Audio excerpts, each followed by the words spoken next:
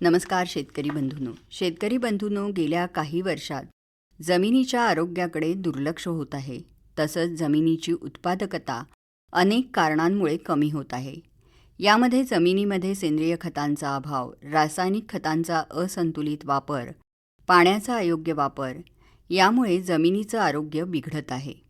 जमिनीच्या आरोग्याच्या दृष्टीने शेतकऱ्यांनी माती परीक्षण करून घेणं महत्त्वाचं आहे. मंडळी, पीक उत्पादन घेत असताना अधिक उत्पादन येण्यासाठी सेंद्रिय आणि रासायनिक खतं देणं हे गरजेचं असतं.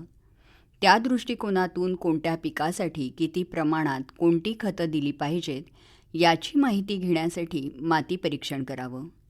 माती परीक्षण केल्यामुळे जमिनीतील भौतिक, रासायनिक तसंच जैविक गुणधर्मांचा अंदाज येतो. जमिनीचे रासायनिक गुणधर्मांमध्ये सामू, विरघळलेले क्षार, उपलब्ध अन्नद्रव्य, सेंद्रिय पदार्थ, चुनखडीचं प्रमाण याची माहिती मिळते. जमिनीतील क्षारांचं प्रमाण, सामूमुळे जमीन क्षारयुक्त किंवा चोपण आहे का याची कल्पना येते. जमीन क्षारपड आणि चोपणयुक्त झाली असल्यास सेंद्रिय खतांचा आणि भूसुधारकांचा वापर तसंच क्षार प्रतिकारक करणाऱ्या पिकांचं नियोजन करणं फायदेशीर ठरतं. माती परीक्षणामुळे शेतात कोणतं पीक घ्यावं हे ठरवता येतं. पिकांना द्यावयाच्या खतांची मात्रा ठरवता येते. माती परीक्षणाचं महत्त्व लक्षात घेता प्रत्येक जिल्ह्याच्या ठिकाणी माती परीक्षण करण्यासाठी शासकीय प्रयोगशाळा आहेत. शेतकऱ्यांनी योग्य पद्धतीनं मातीचा नमुना काढून जिल्हा मृद सर्वेक्षण आणि मृद चाचणी कार्यालयात तो जमा करावा. प्रयोगशाळेमध्ये या मातीचं परीक्षण केलं जातं. यामध्ये पहिल्यांदा सर्वसाधारण मातीच्या नमुन्याचं परीक्षण होतं. या नमुन्यात सामू, विद्युत वाहकता, सेंद्रिय कर्ब, नत्र, स्फुरद, पालाश इत्यादी घटकांची तपासणी केली जाते. एकूण 6 घटकांची तपासणी यामध्ये केली जाते. त्यानंतर सूक्ष्म मूलद्रव्य नमुना तपासणी होते. यामध्ये तांब, लोह, मॅंगॅनीज, झिंक इत्यादी अन्नद्रव्यांची तपासणी केली जाते. त्यानंतर पिकासाठी पाणी नमुना तपासणी होते.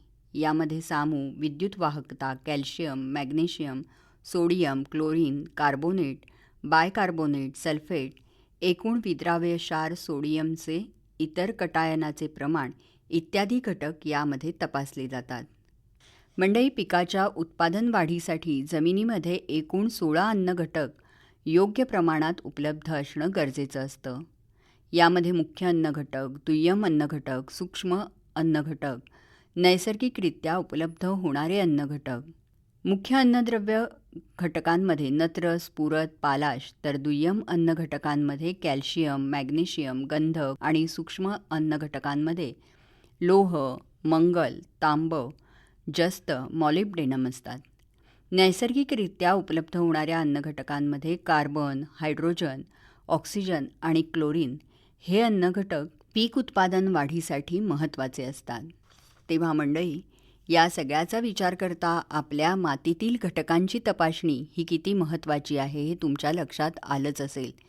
बरं, तर पुन्हा भेटूया उद्याच्या कृषीवाणीत. तोपर्यंत नमस्कार. कृषीवाणी हा कार्यक्रम आत्ताच आपण ऐकलात. याचं वाचन केलं होतं रुचा गद्रे यांनी आणि या कार्यक्रमाचे सादर करते होते विवेक वानखडे.